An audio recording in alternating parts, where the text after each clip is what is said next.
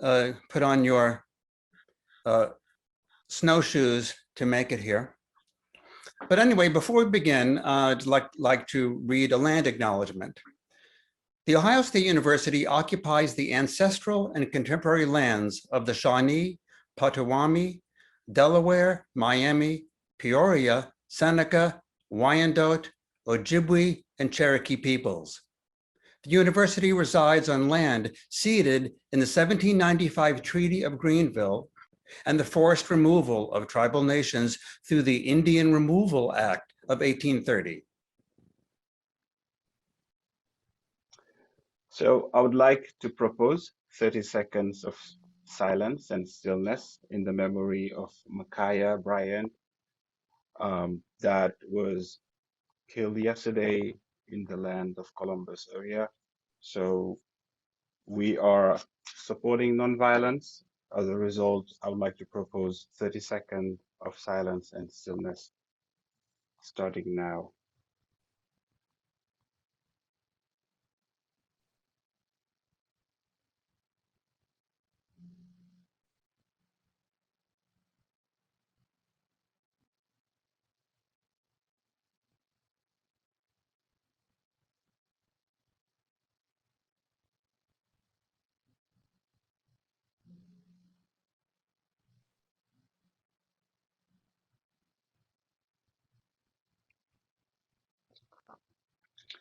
Thank you so much. Thank you, everyone. So now we will officially begin. Could I ask, everybody should be in side-by-side view, and you should see the two of us.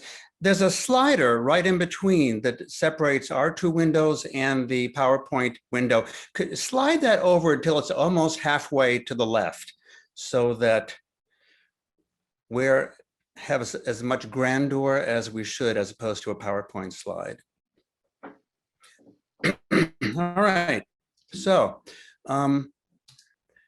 well, let's just give you a little bit of our background now. So I went to college, I started at Tufts University in engineering, and I had never seen a thing called dance, but I discovered dance in my sophomore year and became knew right away that this is what I wanted to do. And I created my own major and became Tufts' first and only dance major. After college, I moved to New York and I started a dance company.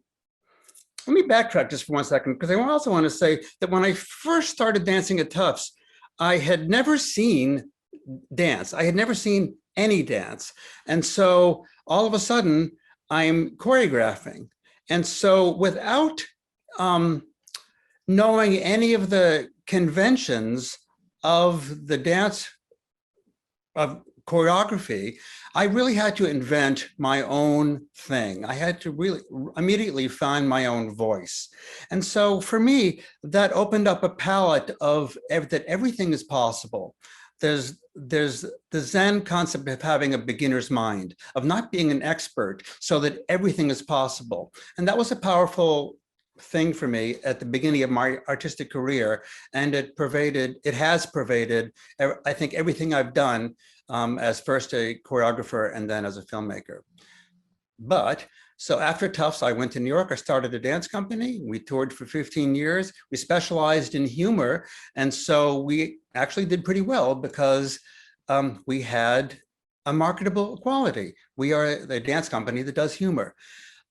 But after 15 years of touring and living in motels and things like that, I got tired of it and I wanted to move on to something else. I had made 76 pieces for the stage and I figured I don't have anything else for the stage that I want to do.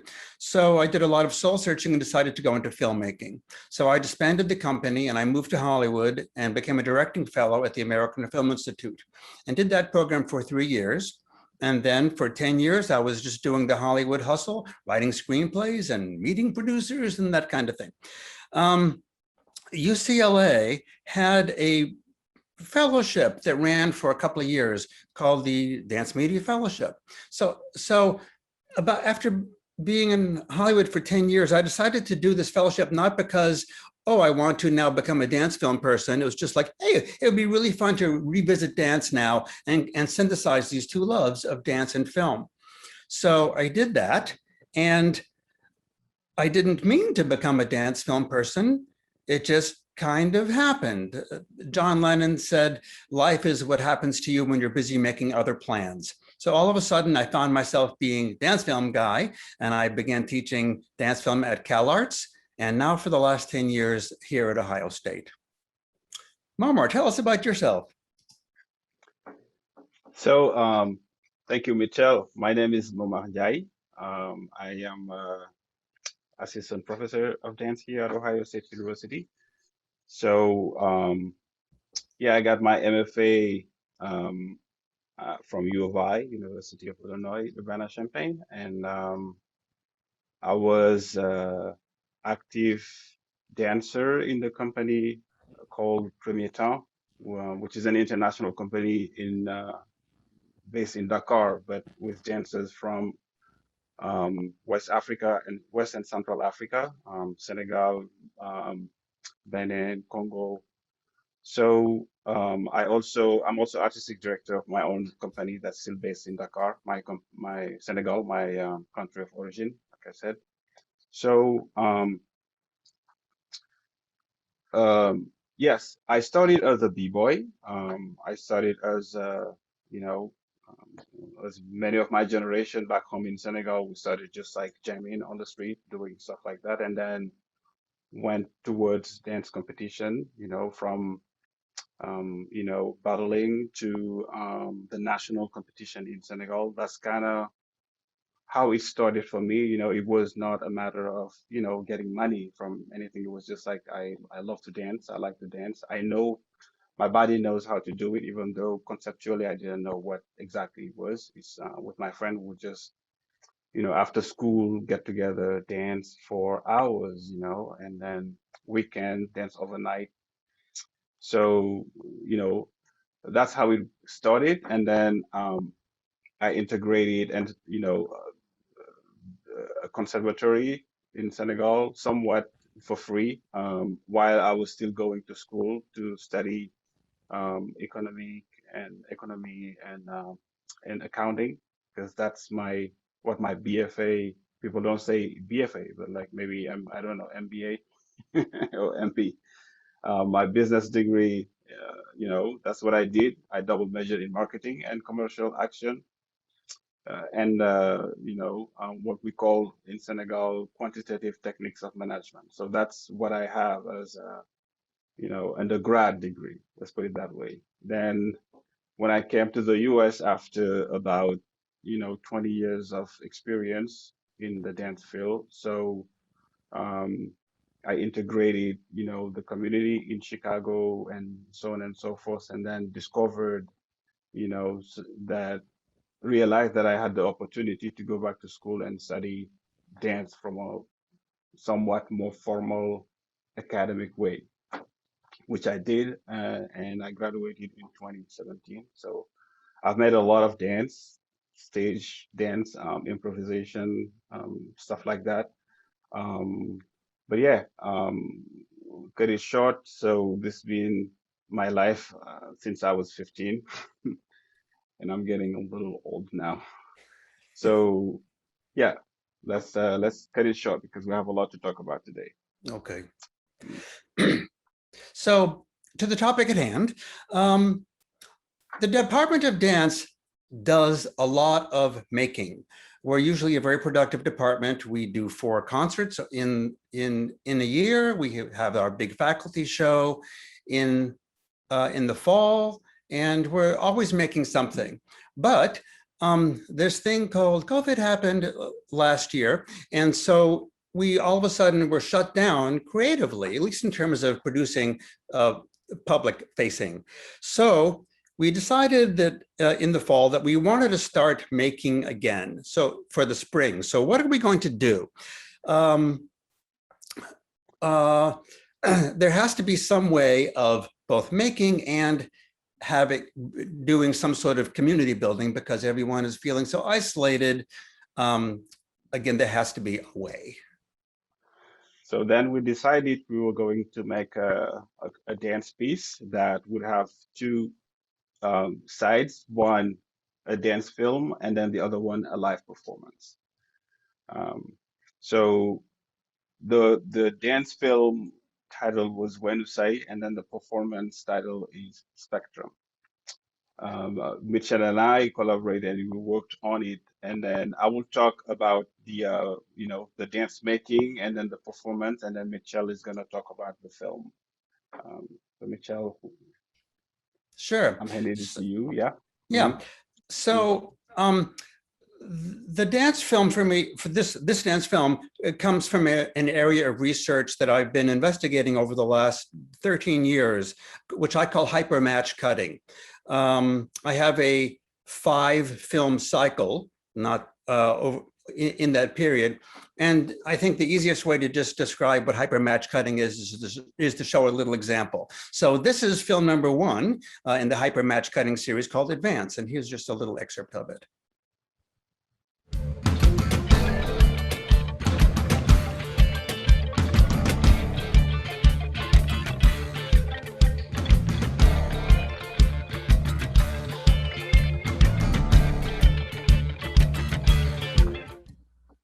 So I think you can see that hypermatch cutting involves having adjacent shots be perfectly aligned in position and continuity. And it keeps going, but it also keeps changing. And I think every time there's an edit, the viewer has a little EEG spike of interest. The pupils just dilate there for a second of like, oh, it's a change, and yet it's going forward, which I think keeps the spectator engaged, but also rides along with the story continuously. So let me show you a second example from that series. This is a film called Contact.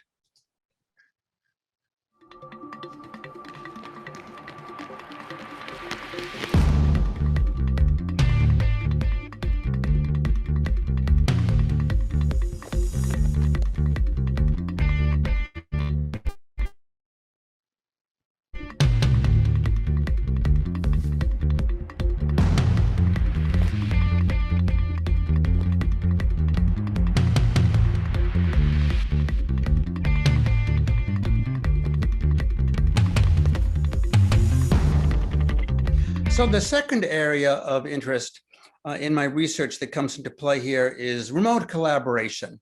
And I've always been fascinated by being able to get strangers, to get people to do complicated things from some sort of series of instructions. When I was a choreographer, I used to love making audience participation pieces, of getting people who were in the audience to come up and try to push the envelope of how complex can I have their performance be just by following instructions in the moment. And I've also been interested in that in the film world, of getting people to be able to do things via email. The next film that I'm going to show in the series, number 3, I'm actually going to skip because it's the one most relevant to what we're doing here. So I'm going to skip over to number 4, which is a film called Exquisite Corpse, in which, if you know the literary and art form called Exquisite Corpse, where one artist makes something and then the next artist picks it up and then another artist picks it up, I wanted to make a dance version of that, Exquisite Corps, like corps de ballet. And so these are all very well-known choreographers who do improvisation and chain together one after another. So here's an excerpt.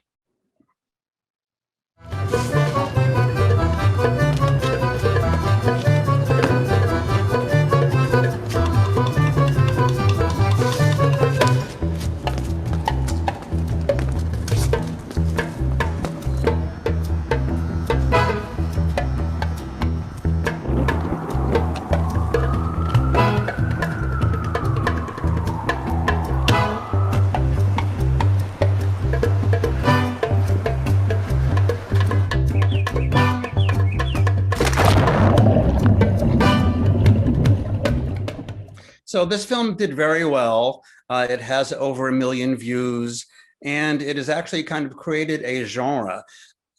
everybody and their brother is reproducing this kind of a film. New York City Ballet has done it. The San Francisco Ballet has done it, particularly during the pandemic when people couldn't get on stage. They all began copying my work, but I'm not bitter. Oh, no.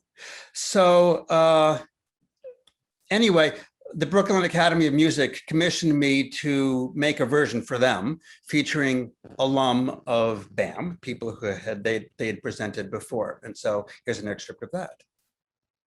And it has this name.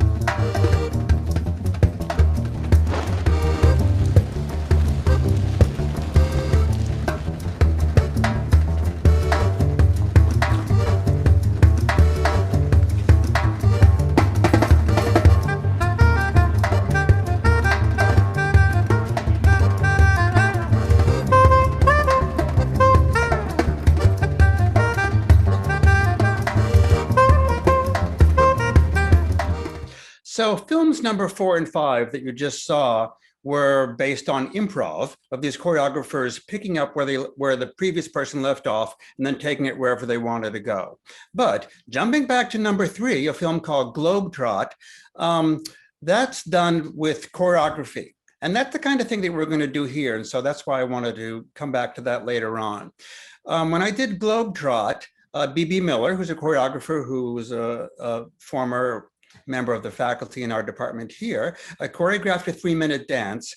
And then I broke it down, that dance down into 2-second sections that I sent out to 54 filmmakers in 23 countries. And they would find non-dancers on the street and spend 10 minutes teaching them their 2 seconds and assemble the whole thing together. So let me take a look at, I'm going to actually show you all of Globetrot. It's just 3 minutes long, but it's the most pertinent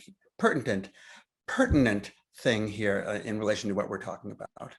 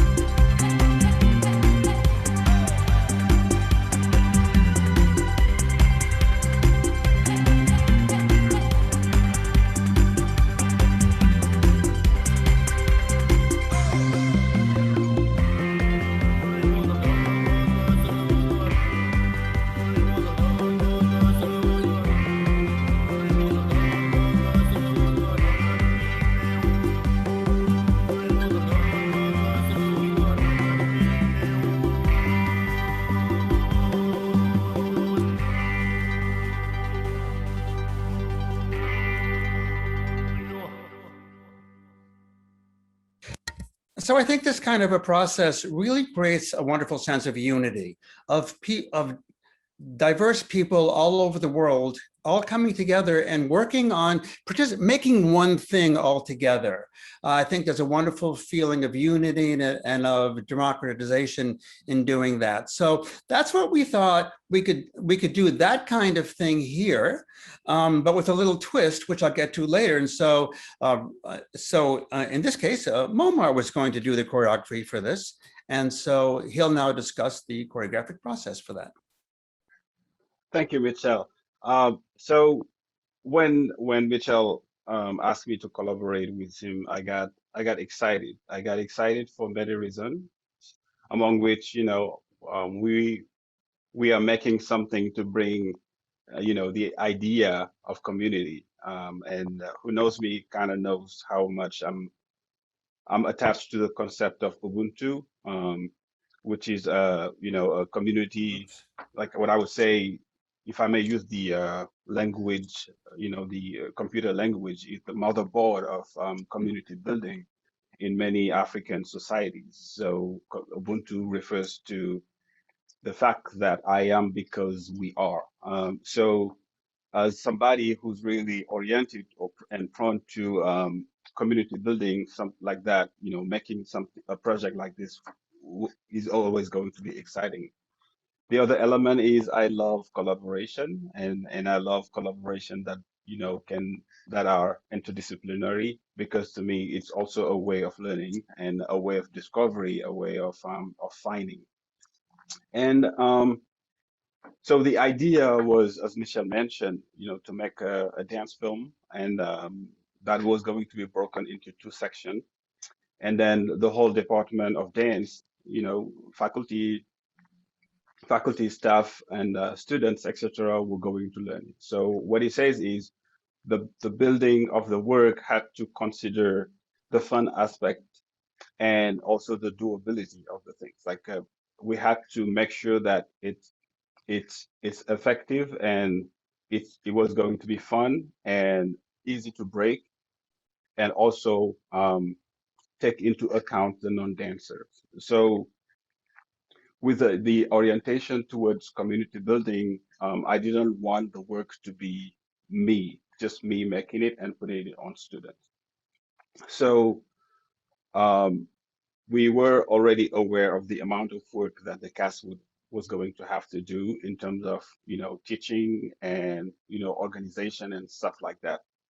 And by then, since I'm talking about my cast right now, I just want to mention how blessed I was to have, people who were so available and so generous and ready to try and experiment and do things, and it's a blessing for me because I like to, make work using like from a collaborative manner. What it means is, I want my dancers or whoever is going to dance for me to feel appreciated as a person who's capable of thinking and generating and participating. Because for me, it's a matter of identity. Whoever has to dance for me has to also voice who they are through what they do. It's not about being an interpreter of anything. It's about dancing because you are a person, because you're good, you're knowledgeable, and I want to trigger that with whoever I'm going to dance. So saying from that, you're going to see some videos from the first day of rehearsal. We met for the first time, um, the second week of the semester, the spring semester. Obviously, it was via Zoom, and we had to talk about the process, what we were going to do and how we were going to do it. And the fun part was we were all still under quarantine, so I asked them to improvise a lot that day, and improvise, and um, there is a method I call input plus one, which is the method we use a lot when we teach language to kids. Um, when we set up those building blocks, those foundations, that's the method we use. So they started improvising freely, to to find their bodies, to fine tune everything, and be present, be focused, and be with me in the moment. And then the second portion, which you're gonna see, I ask them to restart whenever I say reset. They'll stop and restart and keep going. So I interrupted their flow a lot, and then they started to remember the start of each movement, each portion. Whenever I say stop or reset, they'll stop and then they'll try to remember how it started. And to that, they started adding more and more information, remembering how things accumulate. So stop, start. They know what the start is. They go again, and I say stop, restart. They start again, they memorize the start plus another one. So that's how the repertory started getting built. And then, yeah, let's just see how it evolved and then what it looked like at that moment. And then, I'll talk you through it. Michelle, can you play that one for me? Hmm. This is Globetrot. Yes.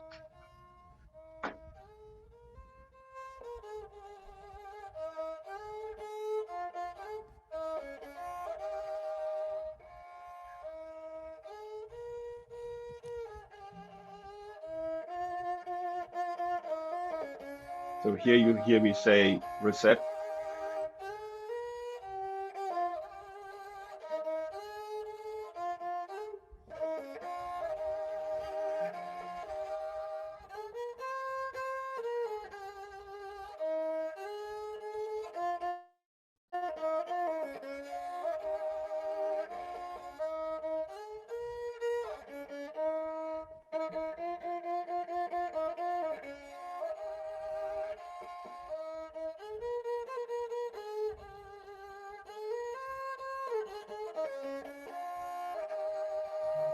Understand? So all this was just exploration. Yeah, I just said reset, and they start over using the same movement they started with.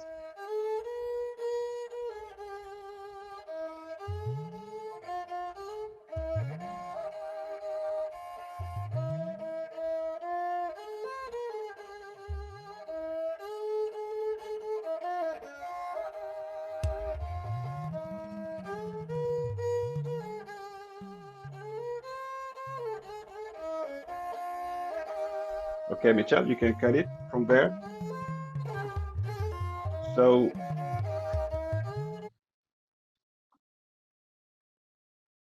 one of the difficulties for an exercise like this is, our brain wants to take over so much when we do stuff, when we improvise, for example.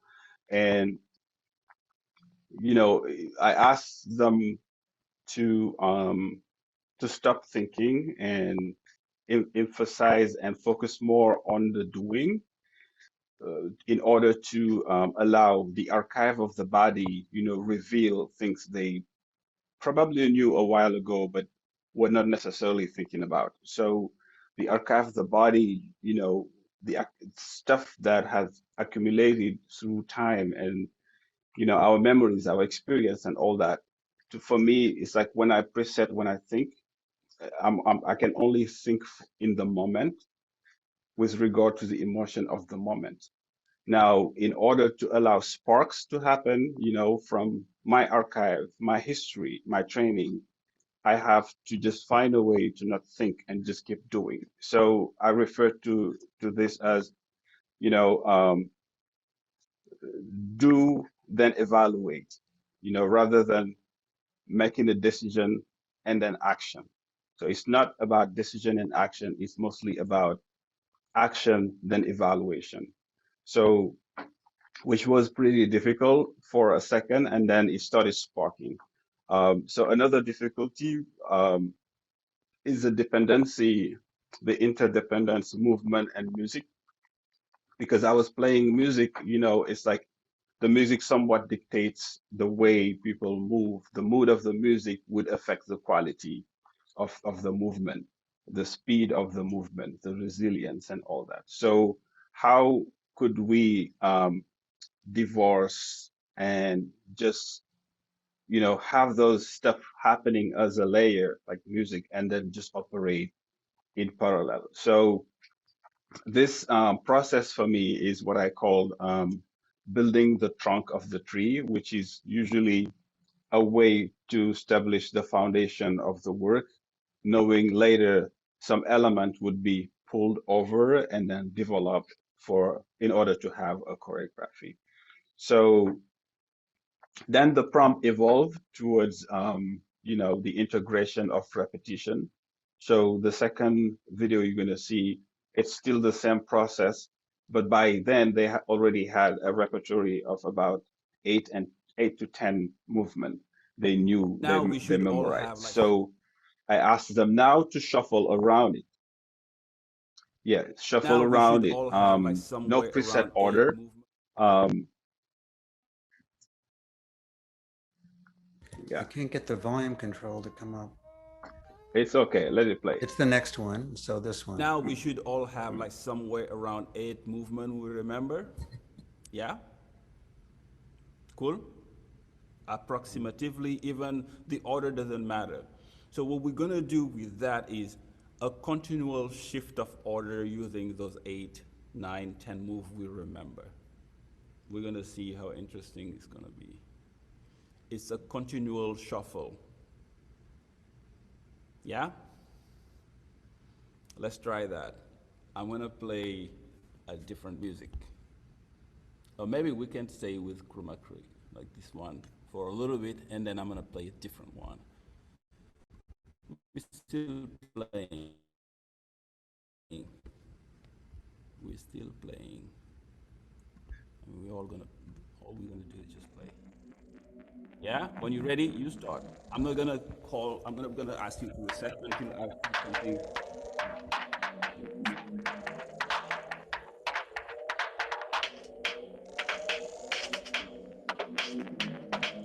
But try not to think, just allow randomness to go. Don't use, try to use, try not to use the brain, okay? Brain, out. This brain, yes. Go.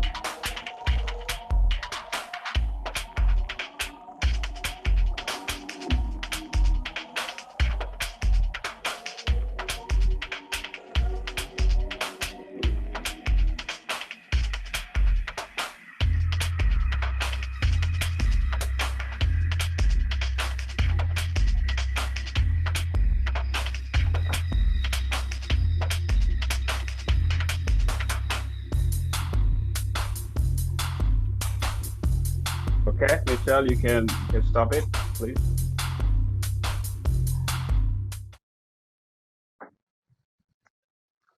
All right. So at this point, we were moving from something that was not set to something that started to live.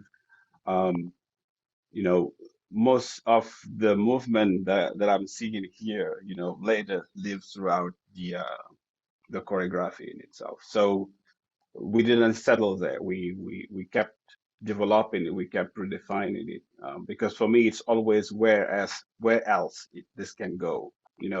Things never settle. There's always ways to find and redefine and rediscover, rediscover things. So after we did this exercise, I changed the music later and then changed it again, and then the last take we took that day was to implement repetition in it without thinking. It's just whenever the body proposes a repetition, you accept it and do it more and repeat it until it felt enough, and then move to the next thing. And then from there, we built. Each of them had a set choreography of three sets of 8, and then I taught them a combination from me with a specific movement quality to it, which then they use to knit with what they had, and then come up with something that constituted the trunk of the tree.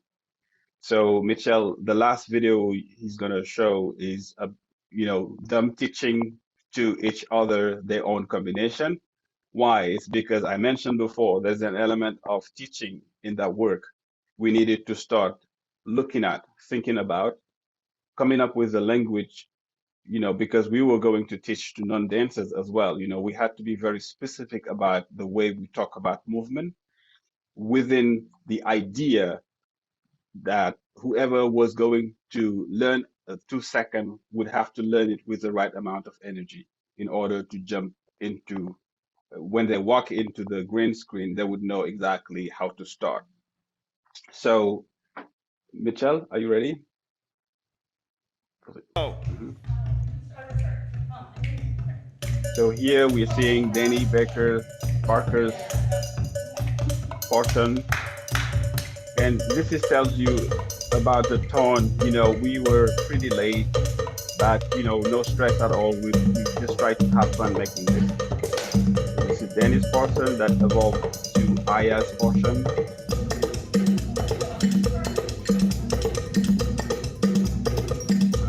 That was very fresh still. That evolved to Maddie's portion.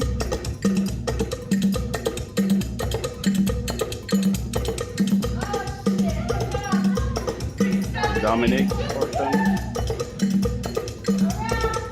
Yeah, we would make mistakes and laugh about it. So it was very, from Aya to Thalia, from Dominic to Thalia.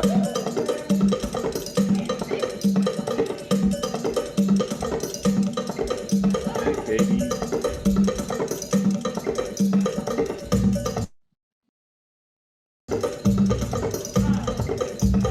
And from Katie to Sophia.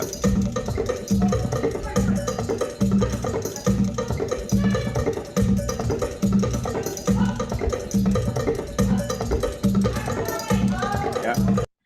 So this is how pretty much, we came up with the foundation, the trunk of the tree, and then it developed. So in the final choreography, we have an array of movement vocabulary from contemporary dance, traditional dance from Africa, hip hop, salsa, even, etc., which to me, somewhat reflect the identity of the dance department at Ohio State University, in terms of, personality, diversity, and so on and so forth. So this is how we came up with, the duet for the dance film. And Michelle, I'm going to hand it back to you to explain a little bit, the green screen process, and the editing process and all that, and I'll come back later. Sure. So Momar, through this process, has come up with a great duet. And now going back to the idea of making a Globetrot kind of a dance, one of the big challenges of Globetrot is alignment. In hypermatch cutting, things have to be perfectly aligned. And when I'm working with the people internationally, I was able to send charts and animations, and I had a manual, and I endless emails, and I could tell them at this movement you need to be exactly at tick number 6 and things like that. But how are you going to do something like that here when we're trying to shoot 130, 140 people, and it all has to happen incredibly quickly? So to get around the alignment problem, I got the idea of you going to the basis of rotoscoping. Rotoscope is a process developed back 1915 about, where you can start with a film of motion, and you can trace it frame by frame. An artist can draw the edges and can then reproduce the motion. So here you see Cab Calloway dancing, and his movement is rotoscoped so that the ghost animation there looks incredibly authentic. The beautiful thing about rotoscopy is that the authenticity of human movement, that it really feels like genuine movement, like with a sense of weight. You can't beat the real thing. And what rotoscoping does is copy the real thing. So I thought that in order to do that to get around the alignment problem, we could have a sort of fake rotoscoping of shooting people, their 2-second sections on green screen, and then we could, with a base video, be able to drop the green screen footage and we could move it around until it's perfectly aligned, because you don't have to worry about the rest of the world being in there. If here's where you need them to be, and you shot a person on green screen anywhere, you could move them over until they're perfectly aligned up. So the basic principle is, okay, so let's say we're starting with a dance that's recorded. So that becomes a placeholder, the spatial placeholder. Then shoot a person on green screen, and you're able to drop them in and just teach them 2 seconds at a time on green screen, and then be able to drop them in and perfectly replace it. So it's like rotoscoping, but with live motion. So the first thing then in that case that we need to do is have a performance of the piece, the entire thing, to become the basis upon which everything else is built. So we had to record a duet happening in our Barnett Theater. So it is a duet, and Momar had 8 people in his cast, so he could have 4 different sets of performers doing it. And I had 5 student filmmakers, dance filmmakers, students of mine, who became the team that shot and edited the film. So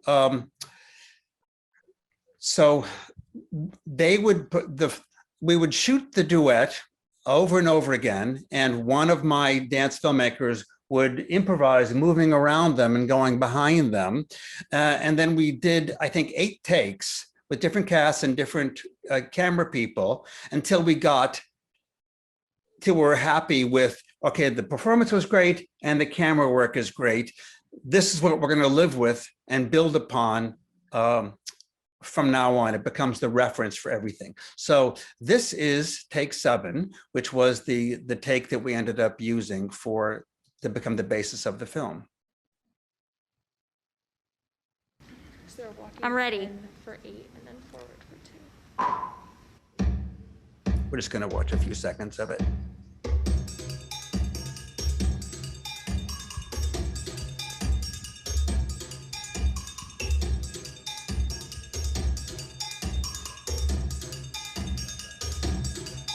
So the camera moves freely around, follows the action, and can even move behind them.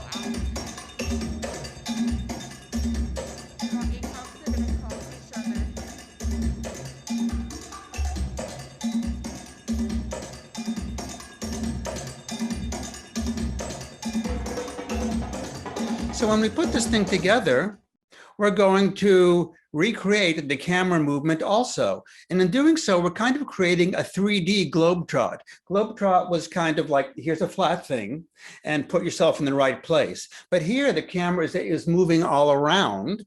And so it becomes a 3D version, which means we have to perfectly reproduce, when we shoot the person on green screen, what angle they're shooting at. If the camera was over here, now the person is in profile. So we need to shoot them on green screen in the profile. So that meant that at the same time that we shot the dance, we also shot the videographer shooting the dance, so we could see exactly what the motion of the camera was. Here you can see it's moving to the left. The blue and red numbers that are moving on the right side there indicate the phrase or chunk that the green screen person is going to learn. The blue number is the dancer in blue, the red number is the dancer in red, the white number changing is just the count of the 8 count music.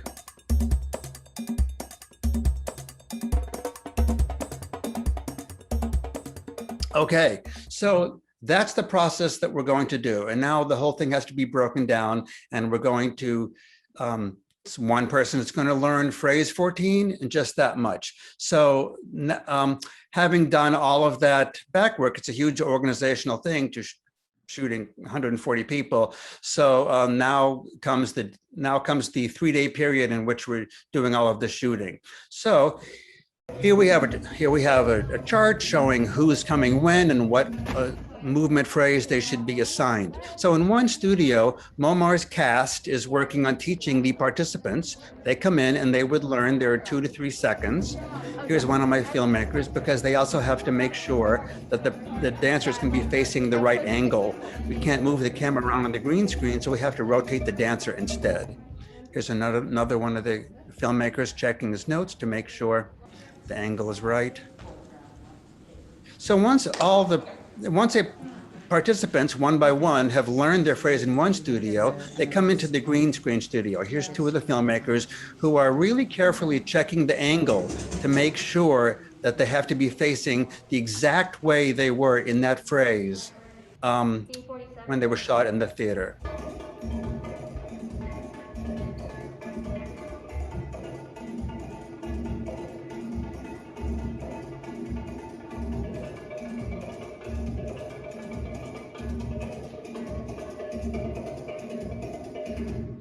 So shot it all in 3 days.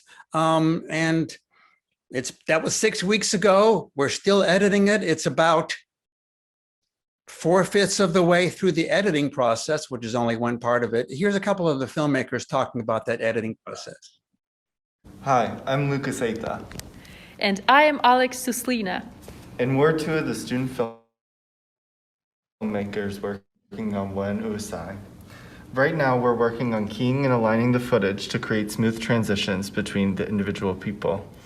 We are basing the motions of the camera and where the people are placed in frame on a base clip that we filmed prior to green screen filming. We filmed 655 takes with 124 people in 1 weekend, and this is what it looks like. So as I said, it's ongoing.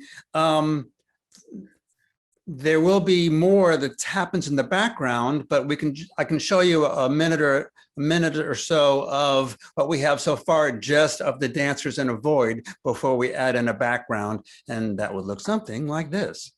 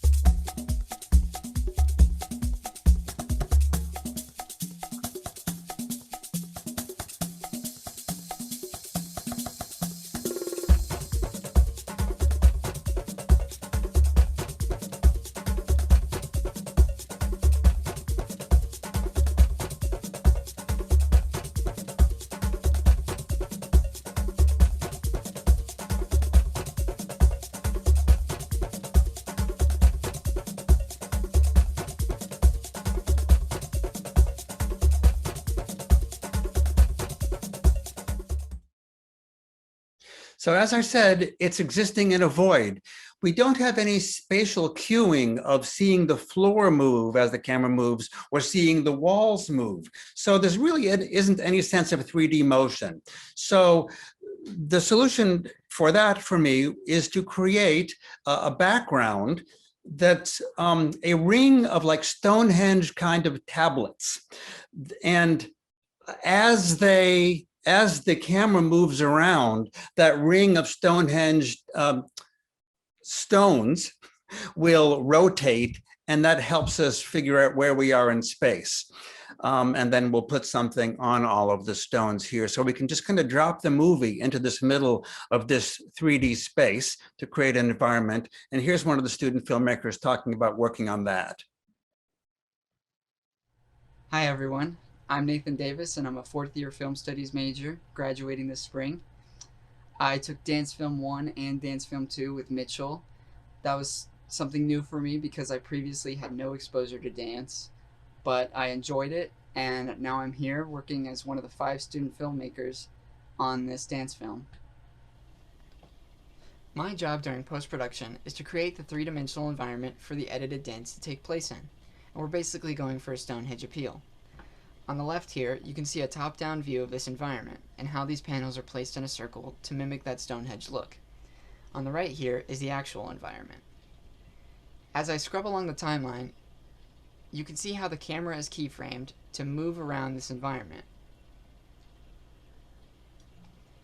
These 2-dimensional brown panels are currently just placeholders, and with the help of Vita Berezina Blackburn and ACAD, the Advanced Computing Center for the Arts and Design, I'm able to use a plugin for After Effects to add these 3-dimensional stones that have real textures, lighting, and they'll be affected by the camera. So now what to put on those stones, we wanted some sort of movement support to happen there, almost like backup dancers in front of the soloist.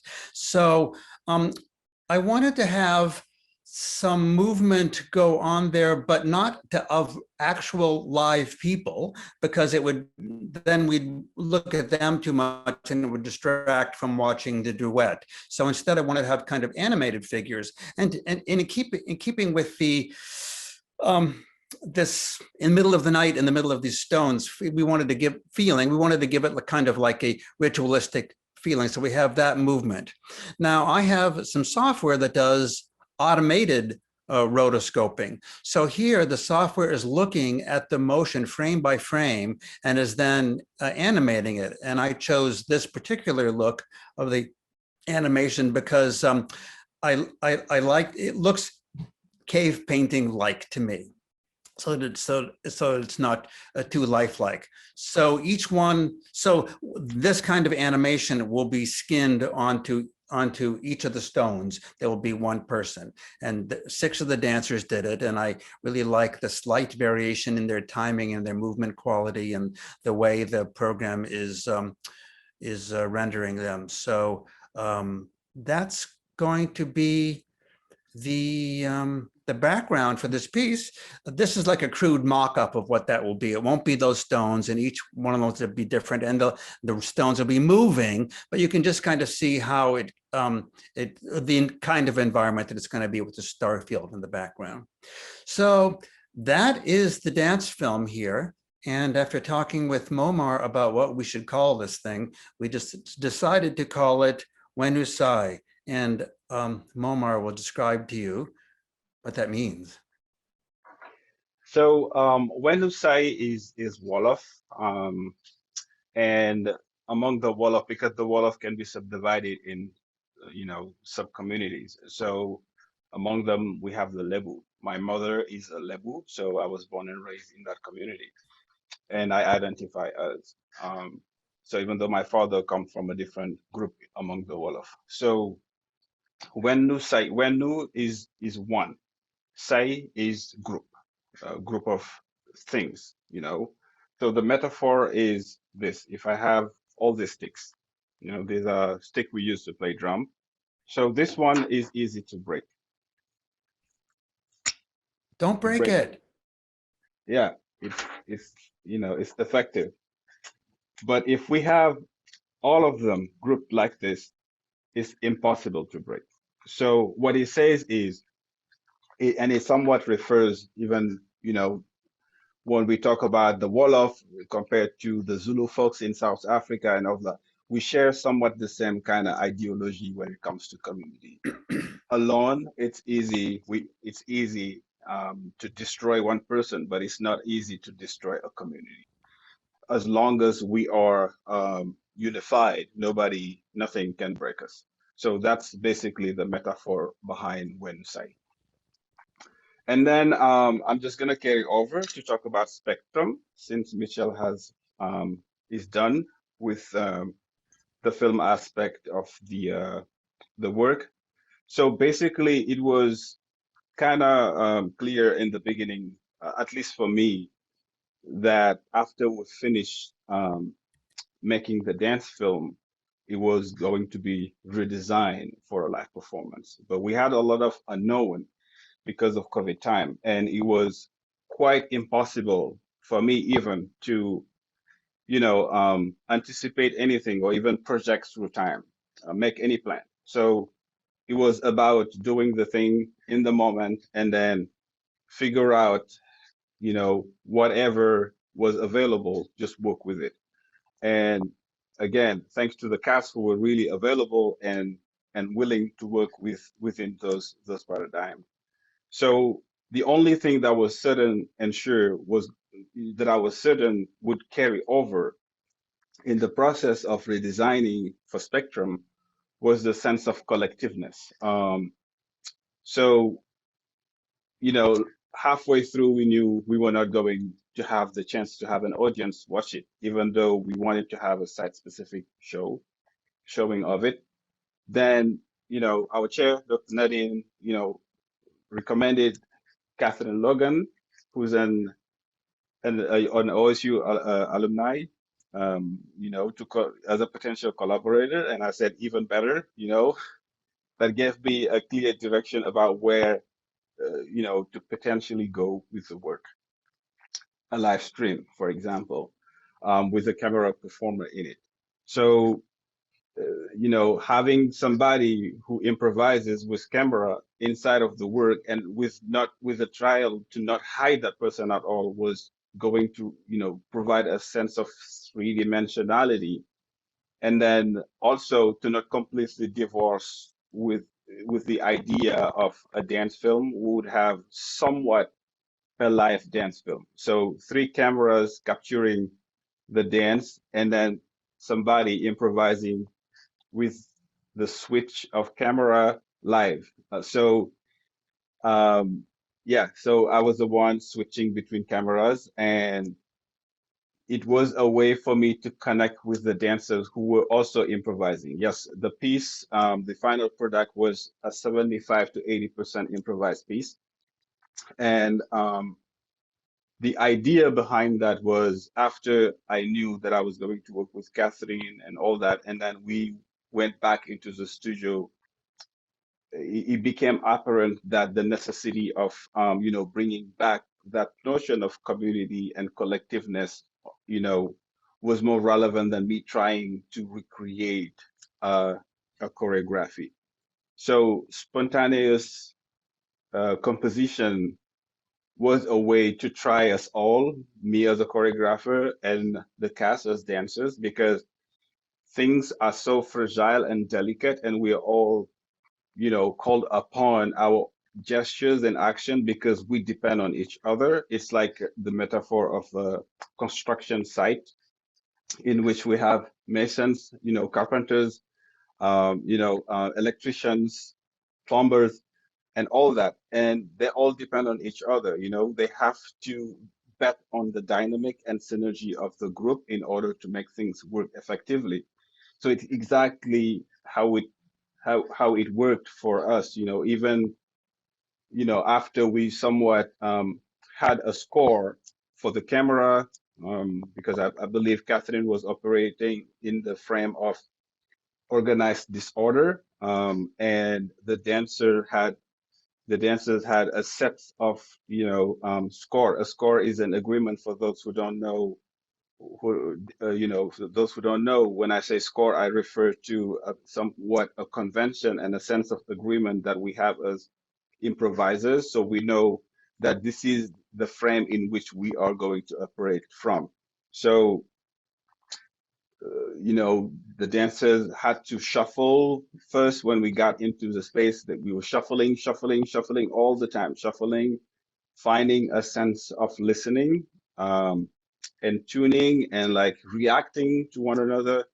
And after that, we said, okay, let's now work with the idea of affection, and then repetition came in, then contamination came in, and then the idea of a counterpoint came in.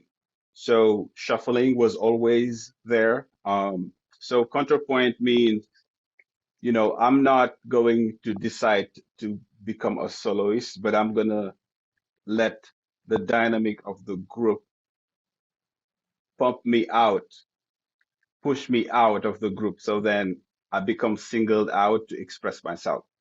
So what it says is everybody had to listen, focus all the time in order to have this successful.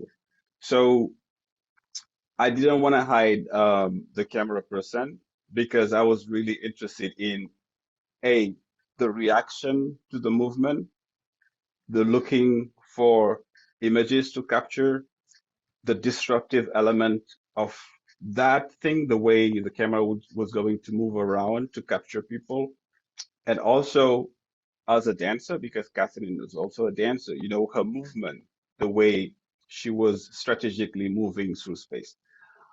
So that's why you're gonna see her in the video. We will show later. You're gonna see her move in it. She was operating in a box. The box, came because initially we were intending to have a very mobile and with some freedom to move through space. But then because of Zoom, we were going to experience some latency and we wanted to avoid that at all costs. So thanks to Christopher Summer and Jonathan. So Chris came up with a system of wiring that would allow, her camera to be hooked and connected to the board. So then things would be accurate in time. So that's why you see her in a box, but still operating the camera. So if Michelle, if the video is ready, we're gonna play 50% of it.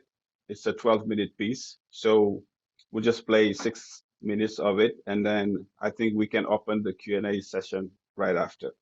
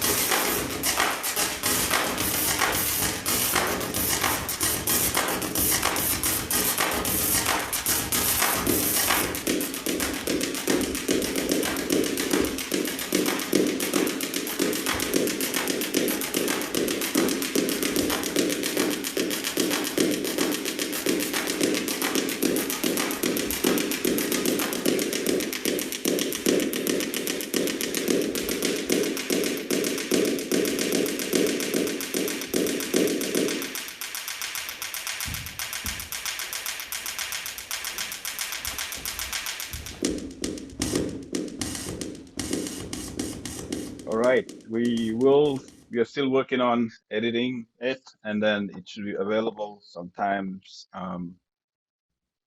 by the end of the month. Thank you. I think we are ready for Q&A. If you have questions and stuff, you can drop it, and then we'll respond. Here's one. Are you seeing the Q&A thing down there at the bottom, Omar? Yes. What does it say? Hold on. Susan Petrie asks, there seems to be a lot more people involved here than the initial group. When did they join? So they've always been involved. I think the only person who joined later was Catherine Logan. Yeah, it was 8 people since the beginning.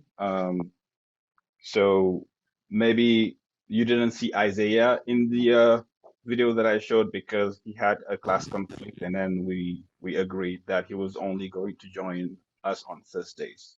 So that's why you didn't see him in the previous video. But yeah, it's been since the beginning. It was 8 people as dancers.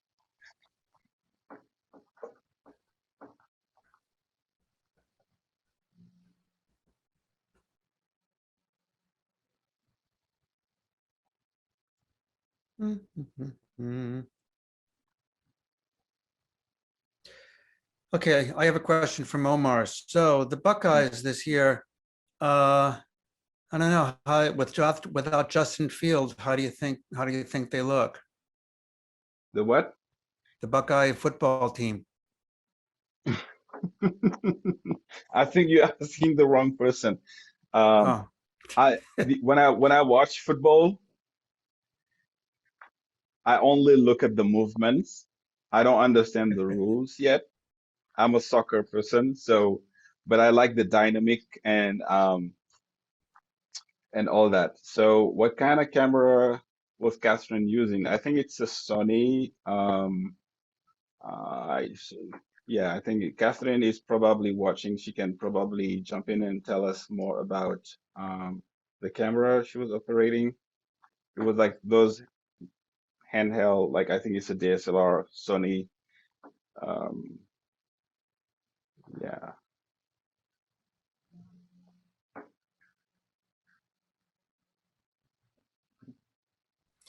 Sony. Yes, it's a Sony Alpha A6500.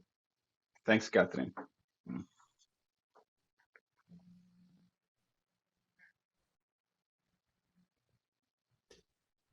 Dr. Nadine asks, did you enjoy these processes? How much of this was an alternative to what you would have done? How much was an opportunity despite COVID? So I I wish I could have actually, from a point of view, gotten in there more.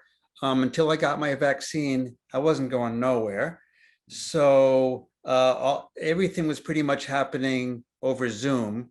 I did check in on the green screen days. I did show up for like half an hour and just make sure that the process seemed to be working. So I wish I could have been a little bit more hands-on on it. But yeah, I really enjoy this thing. And I mean, I loved coming in. Friday, the first day was a little rough because people didn't know, I go here, I do this. It was a little clunky. But the Saturday, the second day of the green screen shoot, it was like humming along like a smooth machine. And I just really love, as you can see in the video of the green screen days, I love seeing everybody involved and so many different people working on one thing together. That's really satisfying for me. So yeah, for me, it was all of it was enjoyable. I think I walked in this process with a strong dedication to zero stress at all. We were all going through so much when we started it. It was, somewhat the necessity of letting go and just embracing whatsoever was going to be available. I mean, it was just already a blessing to be able to make.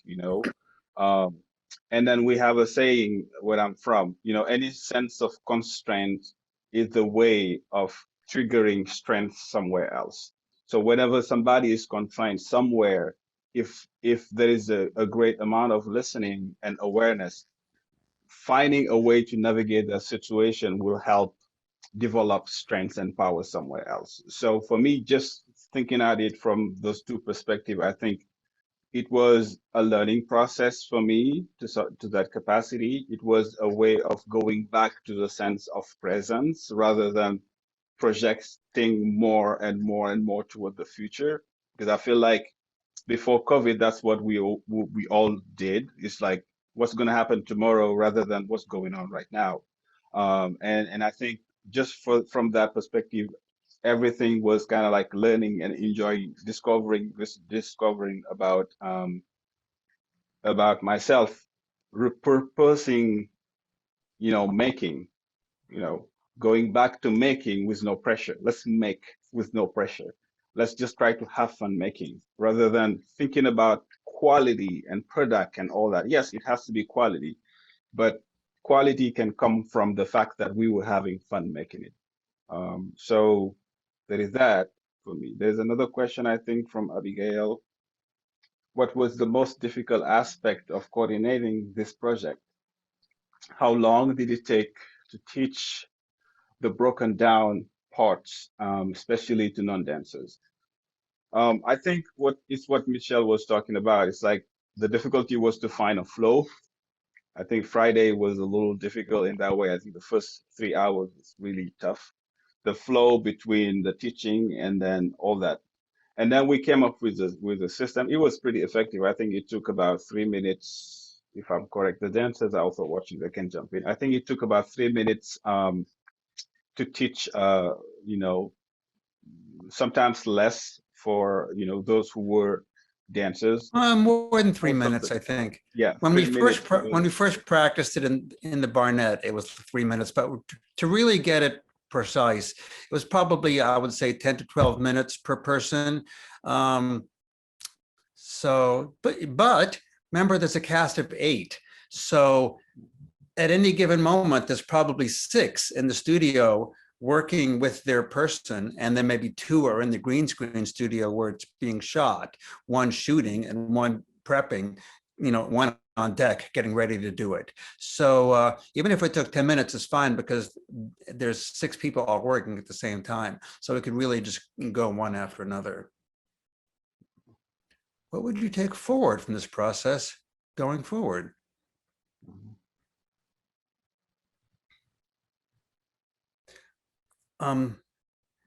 Never have a pandemic. I'm committed to that. Every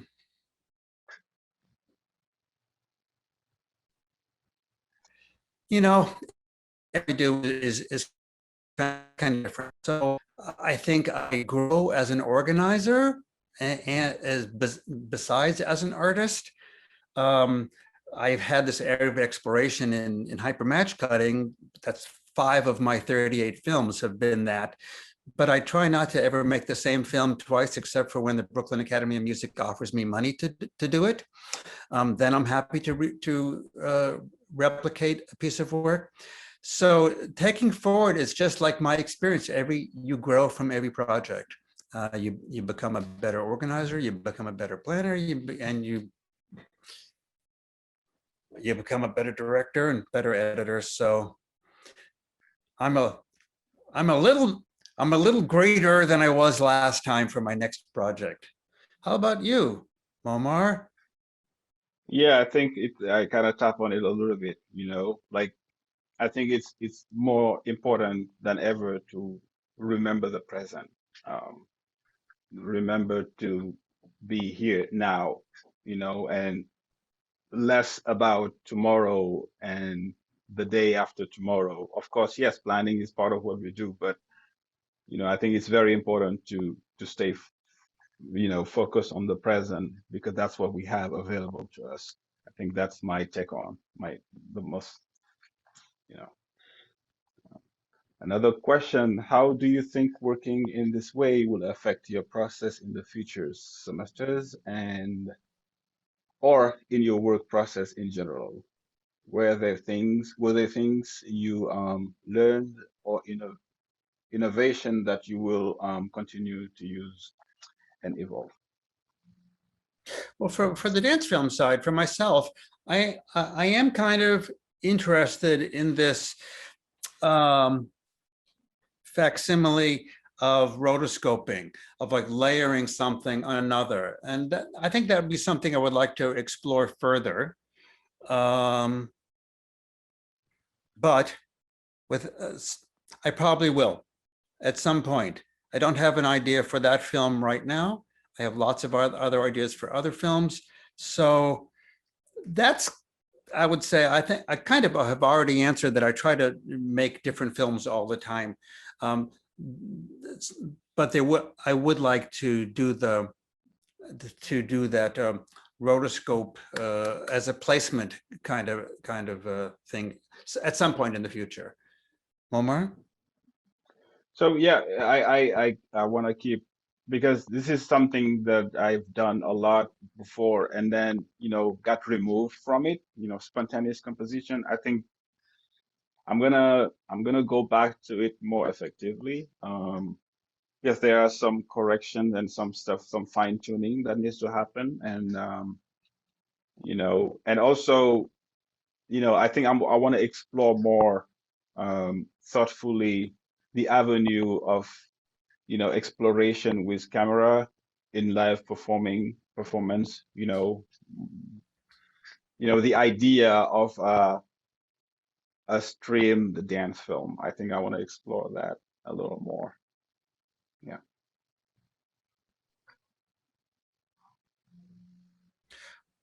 Well, the hour is getting late and I've still got half a bowl of tortellini that I'm ready to finish off.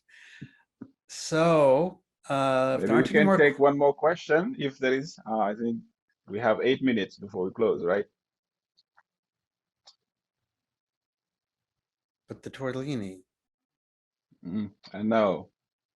I was fasting. I just had coffee the whole day. Oh, So that's right. See, you don't have that pressure to get the tortellini for Ramadan. Oh, there's something. Oh, okay. well, if there's no further question, I guess we can call it out. Yeah. Everybody, thanks so much for taking time out of your evening to sit with us.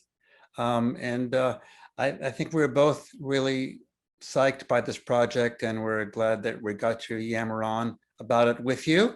So thanks so much for your time. And the film will be ready in about 2 weeks. And because we have data harvested all of your information now from your registering for the project, we will be able to send you the link when it comes out. And looking forward to the finished product. Yeah, it's coming very soon, very soon.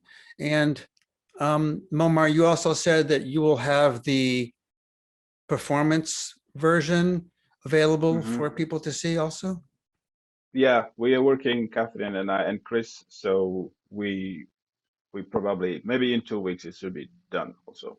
And you'll send that link out also? Yep, definitely. Okay, great. Everybody, thank you so much. Have a good evening.